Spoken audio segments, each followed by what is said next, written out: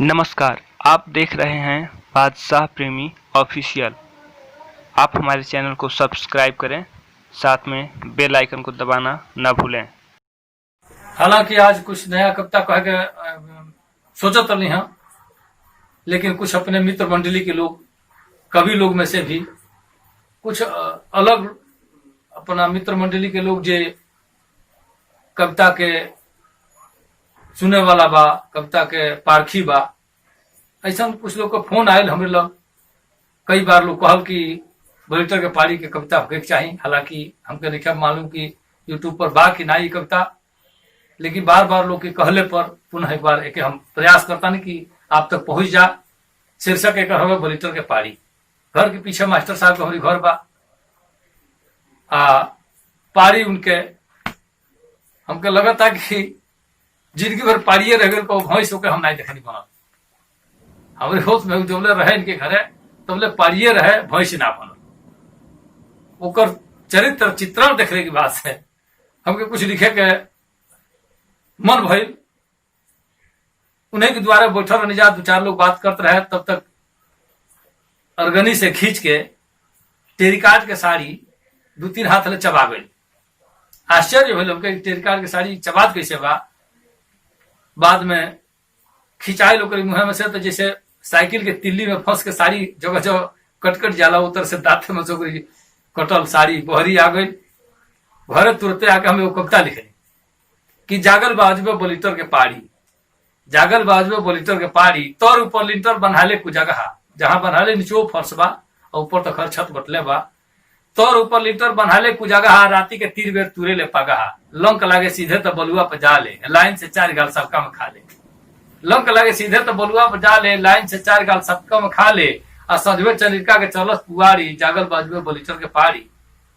भइल बा भाकुर मोटैला की मारे, भइल बा भाकुर मोटैला की मारे, 3 जने लागे तो निकले दुआरे।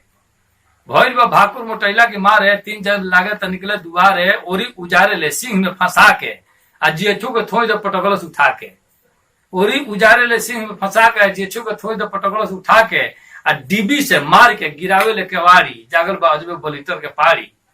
बहकी ना गहकी जे चीनी से कीनी, मास्टर की बोली में हुए महीनी।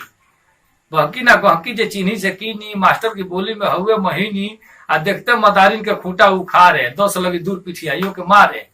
आ फोरे ले नाद दिले चरण उजारी, जागल बाजबे बुलेटर के पारी।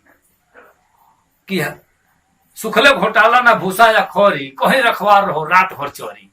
सुखले घोटाला ना भूसा या खौरी, कहीं रखवार रहो रात भर चोरी। अब थुथुन से छीटे ले छाटी उठा के, लागे हैचे 1 गाल खा के। अब पतहर के टाट चाहे काट दिले राड़ी, जागल बाजबे बुलेटर के पारी। कि हाय सुख चोरे ले बीचे में ढूक के, हाय सुख चोरे ले बीचे में ढूक के, आओ आओ कहले पर ऐके ले रुक के। हाय सुख चोरे ले बीचे में ढूक के, आओ आओ कहले पर ऐके ले रुक के। आदमी के चाल पाके भीतरे गमा ले, ऊख रोहर मकई में दिनहू सपा ले। आदमी के चाल पाके भीतरे गमा ले, ऊख रोहर मकई में दिनहू सपा ले। हाँ तो भाई बाटे ही सचहू शिकारी, आ जागल बाजबे बुलेटर के पारी। आ जटुआ चरावे ला पगहा पकड़ के, खेता के देखे ला पेड़े पर चढ़ के। जटुआ चरावे ला पगहा पकड़ के, खेता के देखे ला पेड़े पर चढ़ के। आ चुए ला लार जोने खेते की कबरी, होखे सोहाय निकिया दिले सगरी। अब पेशे ले मुंह फरज उठा के हारी, जागल बाजबे बुलेटर के पारी। कि देविया धरावे धुआरहा बहार के, छिड़ देले रोजे पोछी से मार के। देविया धरावे धुआरहा बहार के, आ छिड़ देले रोजे पोछी से मार के। कि देविया धरावे धुआरहा बहार के, छिड़ देले रोजे पोछी से मार के। ईटा सीमेंट भइल 4 और खाल, ईटा सीमेंट भइल 4 और खाल, माटी के रही तो तुरित देवाल। ईटा सीमेंट भइल 4 और खाल, माटी के रही तो तुरित देवाल। आ रेगनी से घींच के चबा जले साड़ी, जागल बाजबे बुलेटर के पारी, जागल बाजबे।